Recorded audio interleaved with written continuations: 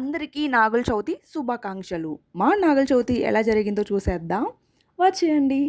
అందరికీ తెలిసిందే కదా! మన ఇంట్లో ముందుగా జరిగేది పూజ అనమాట. సో, అలా పూజ అయిపోయిన తర్వాత ఈరోజు నాగల చవితి కదా!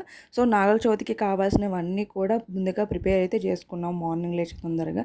మళ్ళీ అవన్నీ మర్చిపోకుండా ఒకటికొకటి చెక్ చేసుకొని, మళ్ళీ బ్యాగ్‌లో అన్నీ పెట్టుకొని పుట్ట దగ్గరికైతే వెళ్ళిపోయాము. అలా పుట్ట దగ్గరికెళ్ళిన తర్వాత అయితే చాలా నీట్‌గా అయితే క్లీన్ చేసుకున్నాము.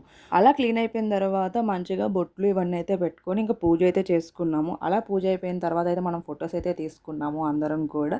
ఇవన్నీ మెమోరీస్ కదా! ఖచ్చితంగా తీసుకుంటాం అనుకోండి. ఈరోజు ఫెస్టివల్ కాబట్టి ఖచ్చితంగా మన ఇంట్లో ఏదో స్పెషల్ ఉంటే ఉంటది. బగారా రైస్ అండ్ కాజు పన్నీర్ అయితే కర్రీగా చేసుకున్నాము. మా ఇంట్లో పౌర్ణమి వరకు నాన్ వెజ్ తినం కాబట్టి వెజ్‌తో అయితే సెలబ్రేట్ అయితే చేసుకున్నాము.